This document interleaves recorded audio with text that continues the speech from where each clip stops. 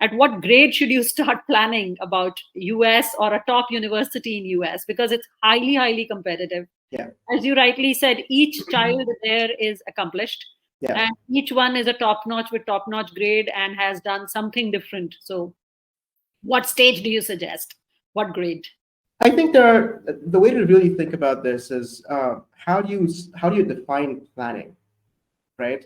Because you start planning what you want to do and who you want to be as a person.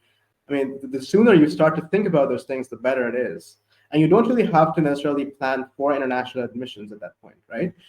If I'm in the sixth grade and I think that, I'll tell my story. The reason I started to participate in a lot of Olympiads was because I had a couple of friends who joined my school in the sixth grade, and these were people who used to participate in national Olympiads, and these guys would basically be like the toppers, right? They were like all India rank 1, 2 kind of folks, and they really inspired me and encouraged me, and we became really good friends. It was almost like a group that would participate together, and that's kind of what really inspired me to participate in a lot of this and learn beyond my grade level. Right, but I wasn't doing that because I knew, and to be honest with you, I did not even know about Stanford, Berkeley, all of these colleges when I was in the sixth grade, because I was never even thinking about U.S. admissions. I knew that I wanted to live in India. As I said, I was considering IITs even in the 11th grade. It wasn't until November or October of my 12th grade that I actually finally took the decision to actually start planning, quote unquote, for my international admissions. But again, because I'd done everything that I wanted to do, and that I thought would help me grow. And I know this sounds very cliche, guys, but then this is, at least from my perspective, I'm just being completely genuine and honest, right? I mean, it might come across as like, come on, it sounds really, really philosophical, or really, it sounds too good to be true. Of course, you have to think about it because it's competitive.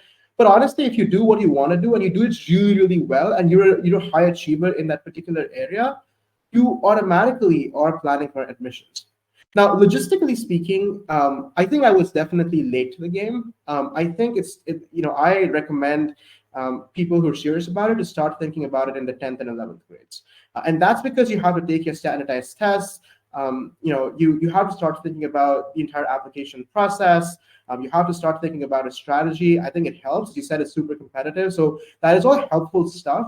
But in terms of the actual content, in terms of the actual activities that you're going to put in there, I don't think you need to plan for it from the perspective of international admissions. You need to plan for the strategy of how you're going to convey all of those things in your application, but not necessarily the actual bulk of the content of your application itself, if that makes sense. Sounds good. Sounds good. So, Siddhant, would you like to add something to that? Karthik makes a good point that your personal development as a person is very highly linked to what they look for in their applications.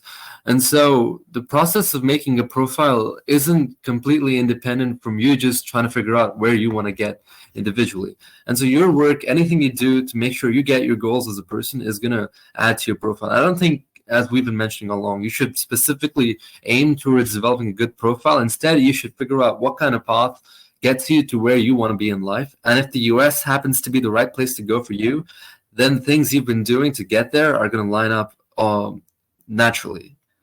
And then that should be, go ahead, Karthik.